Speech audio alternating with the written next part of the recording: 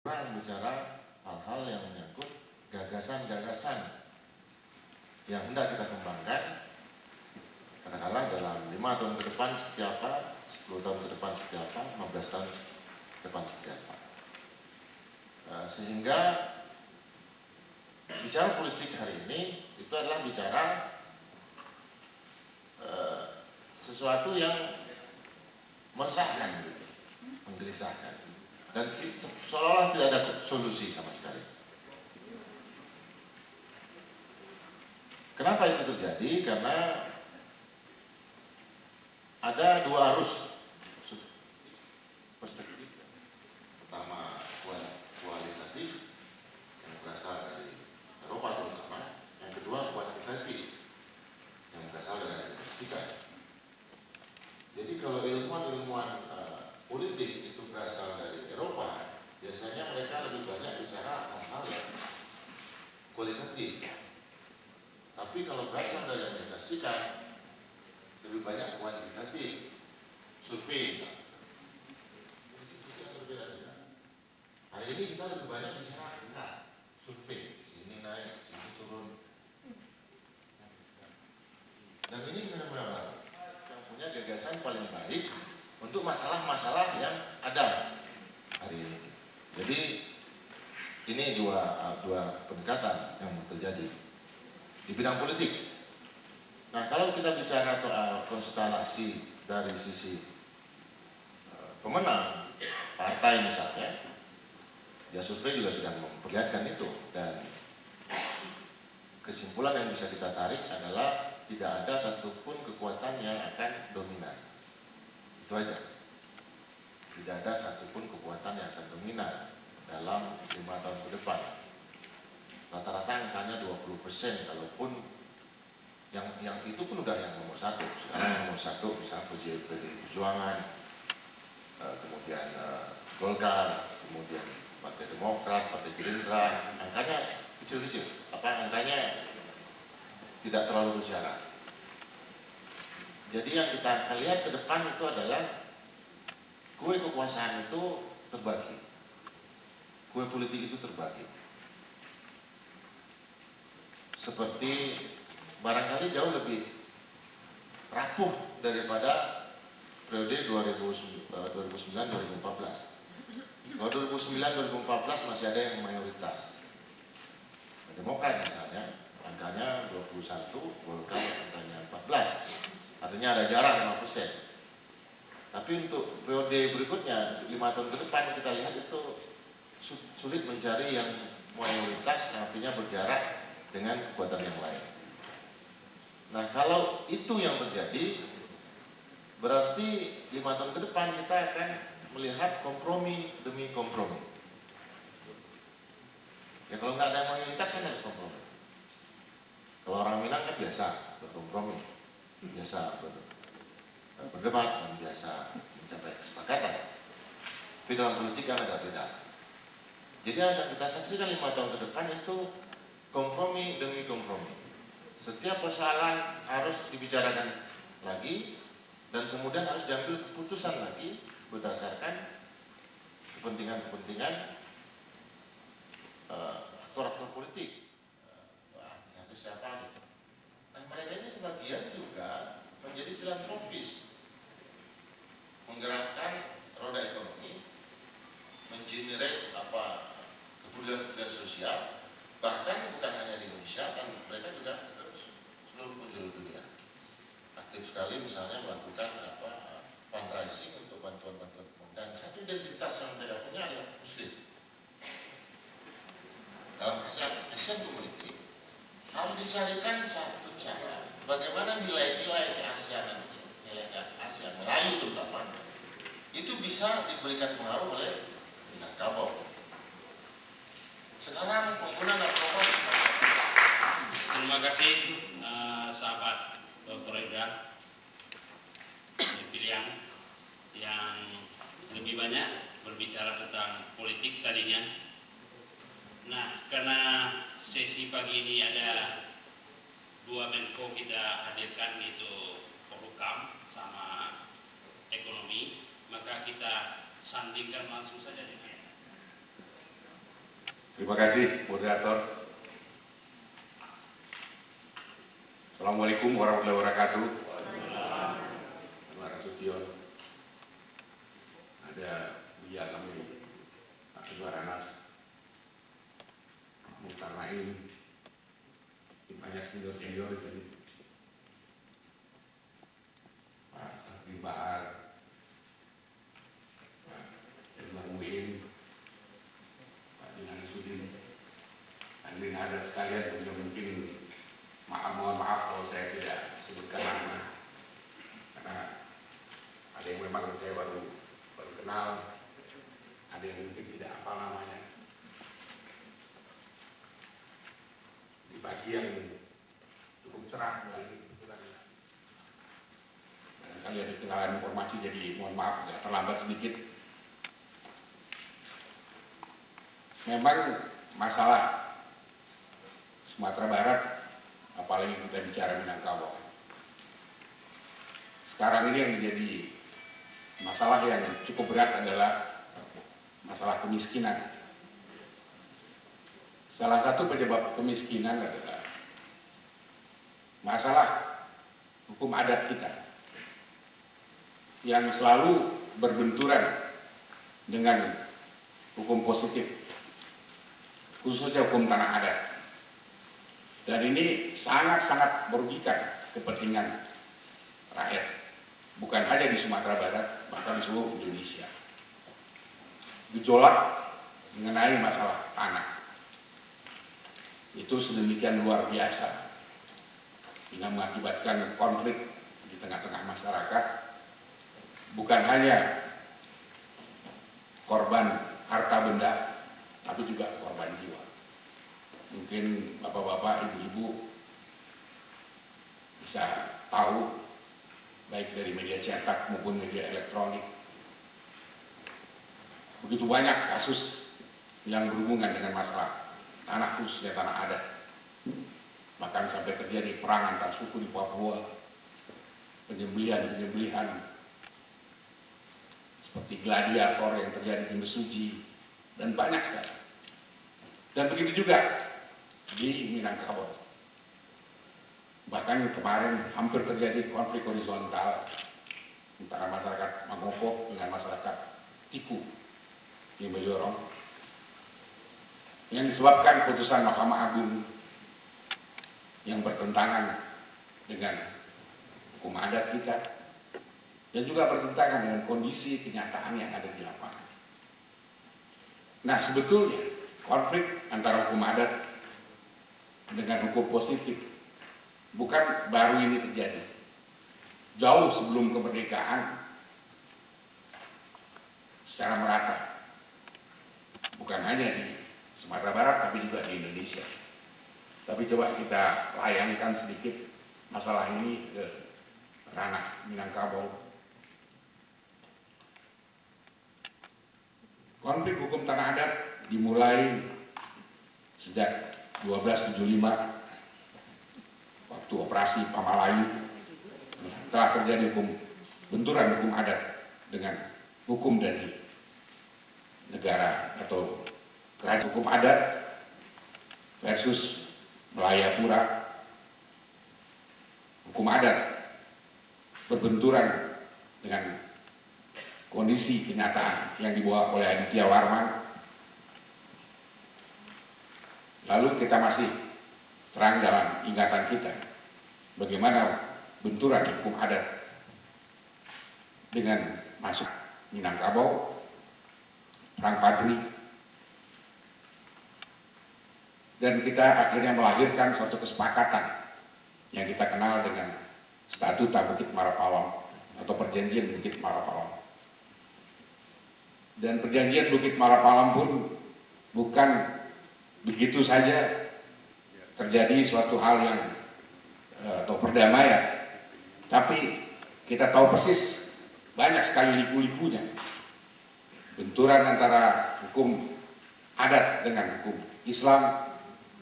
Masuknya pemerintah kolonial Belanda di Sumatera Barat juga mengalami benturan-benturan yang hebat, sehingga terjadilah Perang Padri yang terkenal, yang bahkan sampai masuk ke daerah Anwar Nasution, daerah Sumatera Utara.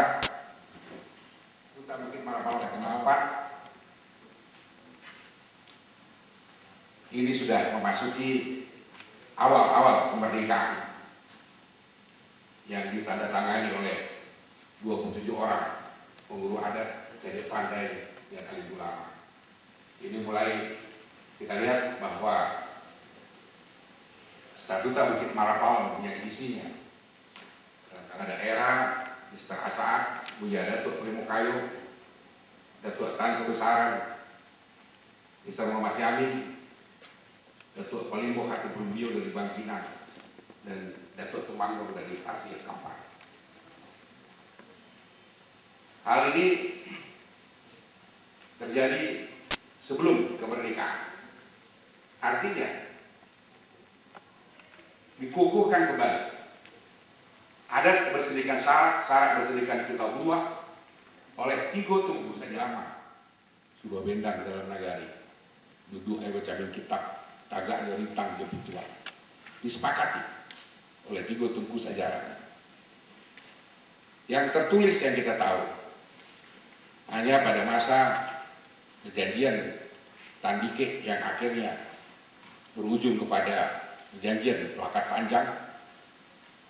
Lalu pada saat Tuanku Imam Bonjol, dan terakhir adalah yang dilakukan pada tahun 1937, tepatnya 15 Agustus 1937. Ini yang merupakan kesepakatan antara hukum adat dengan agama kita, agama Islam, dan kaum Seri Pandai. Bagaimana supaya semua bisa berjalan seiring dan sejalan tanpa ada konflik di antara kita. Yang jelas bahwa adat bersedikan syarak bersedikan Kitabullah yang merupakan kesepakatan di Bukit Marapawang di Lintau memang melahirkan perdamaian yang abadi di antara anggota masyarakat hukum adat di Minangkabau. Setelah kemerdekaan, kalau kita bisa bicara Belanda sendiri terpaksa akhirnya, kalau kita bisa sebut bahwa kalah. Kenapa? Karena dia terpaksa menandatangani perjanjian Pelakat Panjang yang salah satu isinya adalah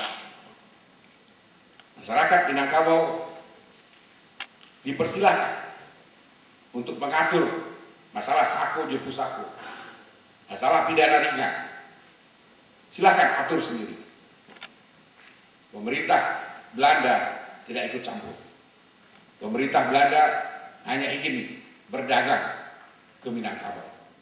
Itulah kurang lebih di mana pendiri-pendiri bangsa kita, Minangkabau, putra-putra dari rakyat kita di seluruh Indonesia yang mengorbankan harta benda bahkan nyawa. Ternyata hukum adat yang kita masukkan sebagai bagian dari konstitusi pasal 18b ayat 2 Undang-Undang Dasar 45 tidak seperti yang diharapkan. Hal ini terutama dengan keluarnya Undang-Undang Nomor 5 Tahun 74 mengenai pemerintah daerah, mengenai pemerintah.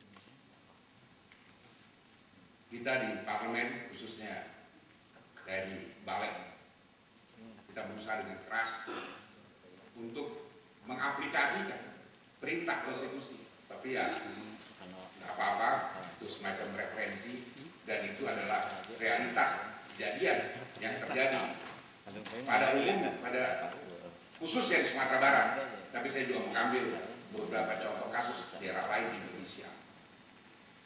Nah, atas dasar itu agak ketahuan lagi tuan udah menitis aja, tahu Pak, tak dicai Pak, habis tiap Pak, baru dikasih lagi, diomelin, karena diomelin, inilah yang mengekang sehingga bisalah terkumpul dalam rumah tangga itu harta benda yang mungkin bisa dipakai untuk betulin rumah, untuk sekolah anak,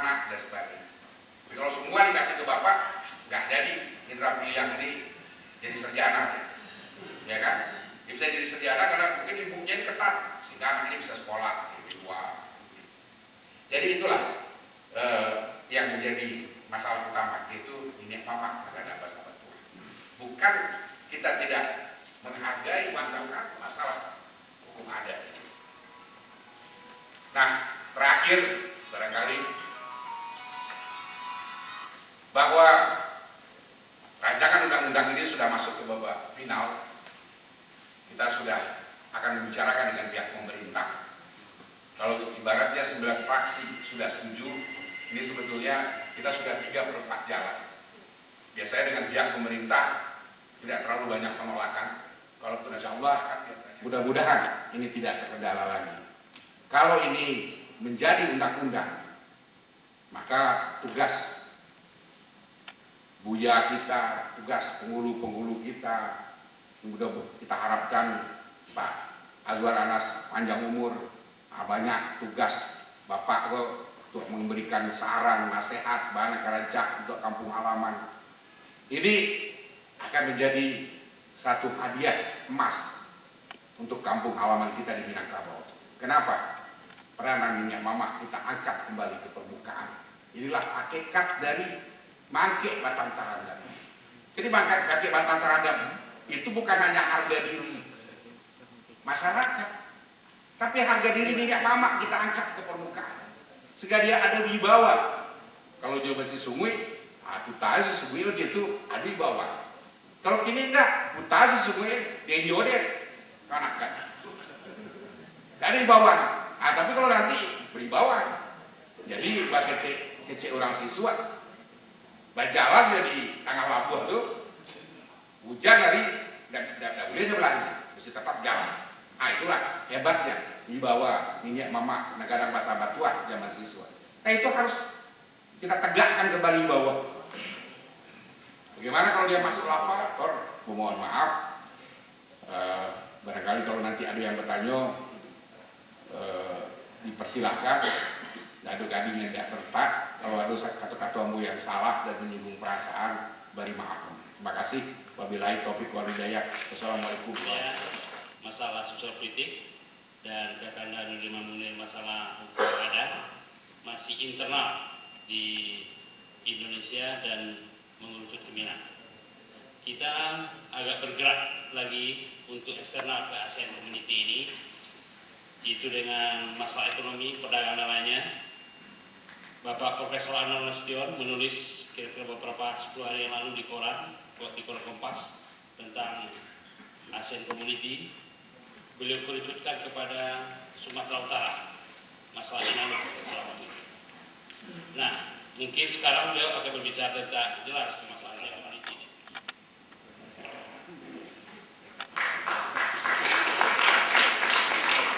Terima kasih para moderator. Assalamualaikum warahmatullahi wabarakatuh. Waalaikumsalam.